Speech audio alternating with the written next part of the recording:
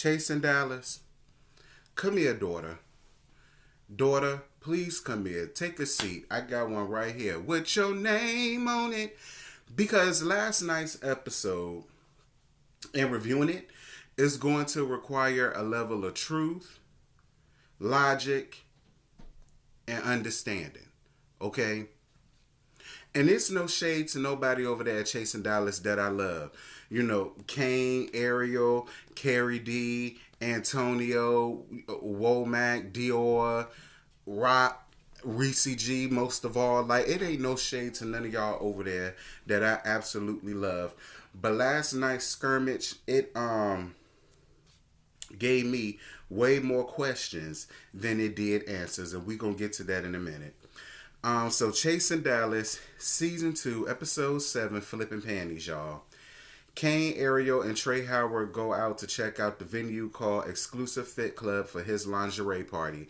Anybody that's in Dallas and y'all are interested in losing a few pounds, like I need to be doing, go on ahead and hit up Miss Girl down to her Exclusive Fit Club, honey. She gonna treat you right. If y'all could go out and support all of these white businesses, y'all should have no problems going to support our black businesses. Now, I will say this. Chasing Dallas, y'all do a very good job of always putting out the black businesses that are out there. That's one thing can't nobody take from y'all. I can appreciate that. Trey Howard says that he and Kane had a one-night stand, but decided just to be friends because he wasn't feeling it. Trey, what the hell did that have to do with anything? Like, I'm still confused and bewildered and befuddled that you felt the need to explain that to us, but I don't understand why. I don't understand how that ties into your storyline. I don't understand how that helps your storyline, especially since you said it only happened one time. But girl, to let Kane tell it, it won't even no one night stand. You gave her some head, and that was a little subpar. Okay, I'm not gonna mix no words. I'm not finna mix no words. This ain't coming from me. This is coming from my good sis. And I believe every solitary word of it, Trey. So don't come for me. I'm not the one that said it. I'm just the messenger. You understand what I'm saying? But at the end of the day, whether it was good, bad, or in between, I don't understand why that needed to be mentioned at that very moment in time. I mean, that I don't know what you was looking for. I don't know what you thought that you was really gonna gain from that. But yeah, you could have kept that to yourself, sis. Moving right on along. I will say this though, Trey.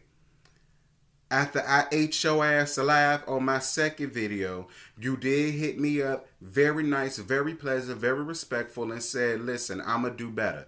I will give you that, Trey, because your looks this entire episode, baby, it was over. It was everything. Everything that you had on, I was absolutely living for, and I don't have no problems with that. So shout out to you for that. You know, like I told you, girl, you are your best business card. Like how you was dressed down in this episode, that's how I want you to keep it, because you're a stylist. So I want you to keep it that way. And of course, Miss Ariel, baby. That's all I got to say. She know. Kane makes it clear that he doesn't want no riffraff going on down to his party. Trey said that he doesn't really know Womack, but he said that he heard he was a thought. But at the same time, though, Trey, we also find out later on down the line that it has something to do with some dude. Well, actually, we found out a couple of episodes ago that it really has something to do with some dude that now one of y'all is with no more. Which, we gonna get to that when that time comes. Whatever. Put a pin on that. Trey admits that he called Womack stuffed after seeing the episode 2 trailer and what he had on. Was it shady? Yeah, it was shady. But Trey Howard, you get the Dead Award for me. You stood up in it. You said, yeah, I said it. And? Yeah, I said that. Y'all already know how I feel about that, honey. Say what you mean and mean what you say. If you said it, say you said it. If you did it, say you did it. And that's exactly what I love. I can appreciate that about Trey Howard. He ain't make no bones about it. He said it, he meant it, and he won't take it back. And I was all here for it. I mean, I just am. Yes, it was fat shaming or whatever the case may be. But girl, if I don't rock with you, I'm gonna fat shame you all day. And what I hate that people do, they sit up and they talk about fat people and gay people and this, that, and this. But then when it's done to them, it's such a huge problem and it's way too much for their achy breaky heart. I'm not here for that, Trey Womack, because it's not like you ain't never shaded nobody while you was up here anyway. Moving right on along. Baby, they was talking about Georgina, but moving right on along. Trey Howard has his all-white affair, and Markel and Reese have made up, and they goes to Trey event. Like, production, this is why I told y'all to come here, daughter, and please sit down. Because, baby, can I talk to you for a minute? Because y'all really love the show, the mess, the drama, the shade, the calamity, the buffoonery, the pageantry, and everything else that comes with chasing reality.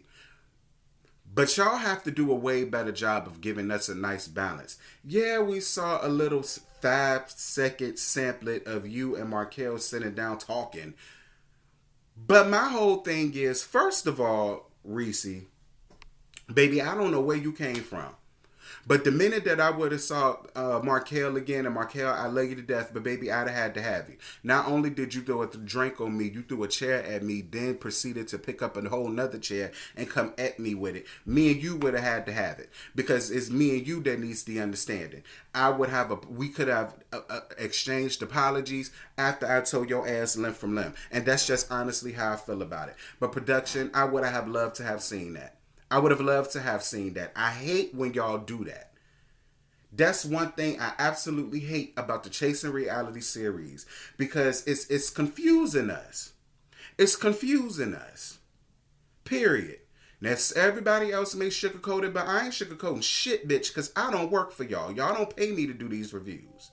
So I'm going to be honest. And then when you start putting some coins in my pocket, then I'll tell the people what you want the people to hear. But as of right now, I work for the people. And we not feeling it. We not feeling it. Reese's outfits and the wigs get the Did That award from me. Like Reese, I have absolutely nothing bad to say about you, your confessional looks, your outfits, or your wigs. Now, see, El Teddy really won't fill in that wig, child. He felt like you was giving a 1 in a million swoop like Aaliyah with a little bit of Mary J. Blige tease with the wig. And I can see that, but at the end of the day, the rest of the package, I was all here for it. Especially when it came down to the lingerie party. And we're going to get to that gag in a minute. Trey gets emotional when speaking on Dior and their friendship. I absolutely lived for that moment. And I love the fact that in 2020, there is such a thing as a real deal Holyfield friendship. Okay? I believe that Trey Howard as well as Dior have that. I believe they have a real camaraderie with each other. They love each other down. They support each other boots. And at the end of the day, you can't ask for anything more out of a friend. And I felt him getting emotional in that moment because he's young. He's only 22 years old, came out here and chasing his dream. And, you know, a lot of the times in the gay community, you know, there's a bunch of backbiting and backstabbing, cattiness, smile in your face all the time, want to take your place, backstabbers. But then you get up amongst people that, yeah, they may sleep with the same sex and yeah, they may hang around that crowd, but that's not them. They have morals, they have integrity, they have standards, and they have oomph about themselves. They're entrepreneurs, they're working, they're making their coin, getting it the right way. And I most definitely can appreciate that. Like, I loved seeing that. I do. I loved seeing that. Trey Howard, congratulations to you and all of your success and all of your upcoming success. I'm going to be watching out for you, Trey. I am. I'm going to be watching out for your daughter. So we get down to the party and baby. The party was lit, honey. The party was lit city. Everybody having a good time. Nobody worrying about what nobody said. Nobody worrying about what nobody done. Everybody's drinking. Everybody parlaying. Everybody. It was just a really good moment that I absolutely lived for. Very good moment that I absolutely lived for. Baby, who get the Did That award for me with the outfits is, of course, my boo Kane. I ain't even being biased. Because, you know, El Teddy really won't feeling it a little bit. But, you know, I myself personally, I loved it.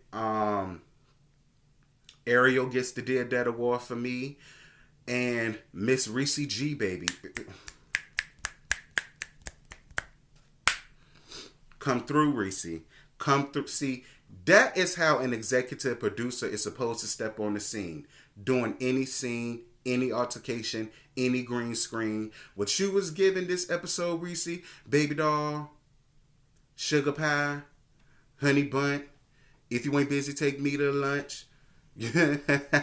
Where'd it come from, bitch? Where did it come from? Sugar pie, honey bun. If you ain't busy, take me to lunch. Oh, child. That's black for y'all little young hoes that don't understand that's black. So Ariel says that she has to leave early because there was some kind of emergency of some sorts. And Ariel asks Trey and Dior would they mind having a conversation with Womack just to clear the air and get over it. Now, a lot of people feel like Ariel was basically carrying back bones because Ariel was the one who told Trey down to looking at the venue that Womack said, when I see him, I'm smacking him on sight, basically over him calling him stuffed. Okay? And Ariel, I can see how people could misconstrue that as you carrying back bones and being the Sheree Whitfield of the show. But being an adult, I get it. It's like I'm friends with him. I'm friends with him. I don't want to be in the middle of this. I'm going to tell him every damn thing that he said. But hopefully with them being an adult, Trey Womack will allow Trey Howard to explain himself, explain where that situation come from, and he in return can then say his piece, say how he feel. Both of them can either agree to disagree and stay away from each other. I get it. I get it, Ariel. I ain't finna call you no bone collector, even though you did. But I'm going to give you a little bit of deference. I'm going And I'm going to say that ain't what you meant by that. That's what I'm going to do. I mean, even though that's what you did. But I'm choosing to give you deference and to turn a blind eye. So, Trey comes out, barreling outside, sitting up here posted like he a bad bitch down to the club, finna whoop ass. And Dior starts talking.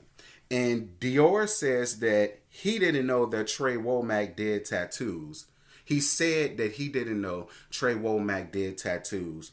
But he said that was a rebuttal to Womack saying that he didn't do hair. Kane asks Dior he didn't know that Womack did tattoos for as many years as they've been friends, and Dior says no. Dior, here's where I gotta call foul on your bullshit. Because you knew exactly what that boy did. You did. You knew he did tattoos. You knew he did piercings. You was just being catty, being petty, because your friend Trey Howard had a tiff with him, and you just wanted to show your loyalty to Trey Howard. It's what I said before in the previous video. It's just like my best friends. If they firing up on the bitch, and I ain't even gotta know her, but my loyalty is to them. So if they firing up on her, I'ma light her ass up too. I get it, Trey Howard. I get it, Womack. Girl. I'm confusing these people's names. I get it, Dior. But at the end of the day, you just should have stood up in it like your good Judy did. You should have stood up in it. Point blank, period. Don't offer no explanations. Don't offer up no lies because it was a lie. Don't do none of that. Just stand up in it. You said it, say you said it. Period. Womack attacks Dior because he did, and all hell breaks loose, and that was the end of the episode, y'all. Now here's where understanding and logic kick in. Because I have a feeling that it had nothing to do with the Facebook post of him saying that he was stuffed.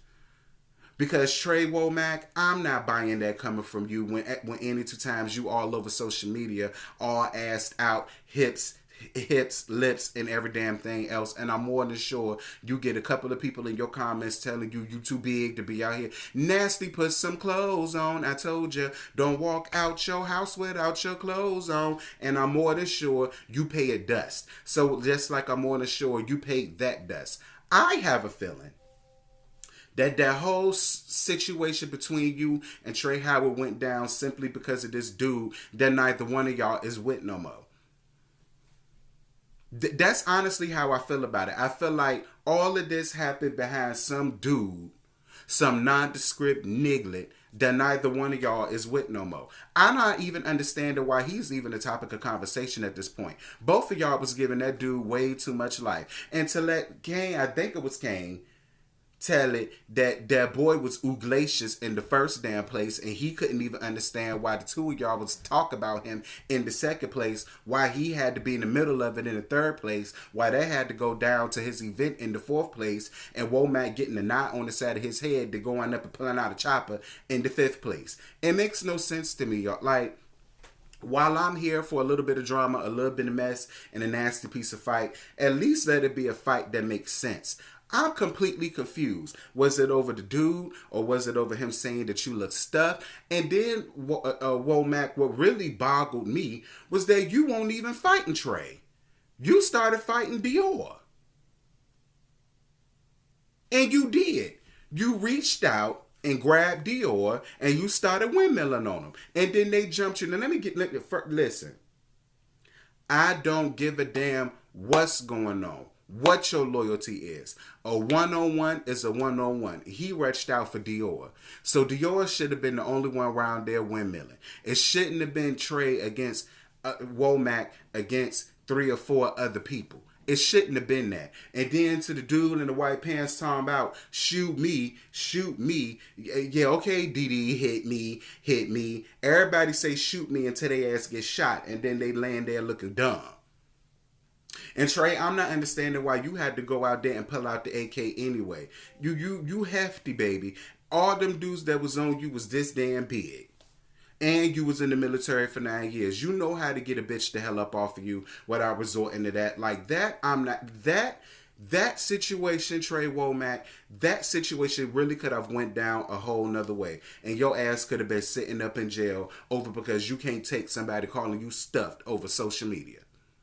That is what I'm not here for. I'm not. You could have gotten your car and mowed all their asses over, baby. Like I told y'all, 2020, I ain't fighting no more. I'm going to get in my car and I'm going to run your ass over. I would have much rather you had done that and they still had a chance to live versus you going out letting off rounds in the air.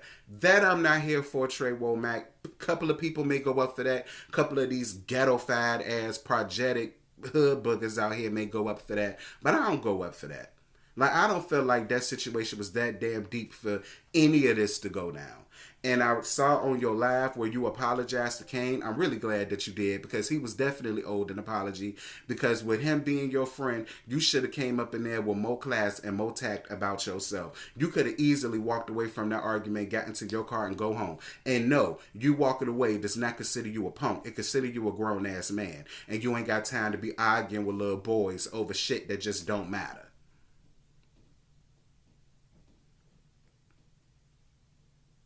Okay, my love.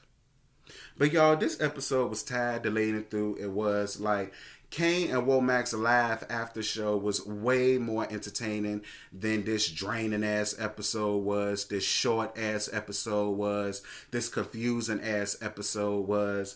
And girl. Anyway, shout out to everybody that does review this. My main Apple Scrapple, Scotty, Mr. Still Standing. Yes, Bitch TV, Really BTV. My boo thing, L Teddy. My baby doll, Abby Reviews. Who else? My little brother, the Cat's Meow. If anybody does not follow him. Please go hit up Catch Me Out. He gives excellent reviews down to this show. And if I missed anybody, baby, charge it to my head and not my heart. So I'm about to get up off of here and enjoy my Friday, and I suggest y'all hoes do the same. Bye. I just woke up and I rolled up. I just woke up and I rolled up. And I got my plane ticket. That kush, that be my starter kit. I just woke up and I rolled up.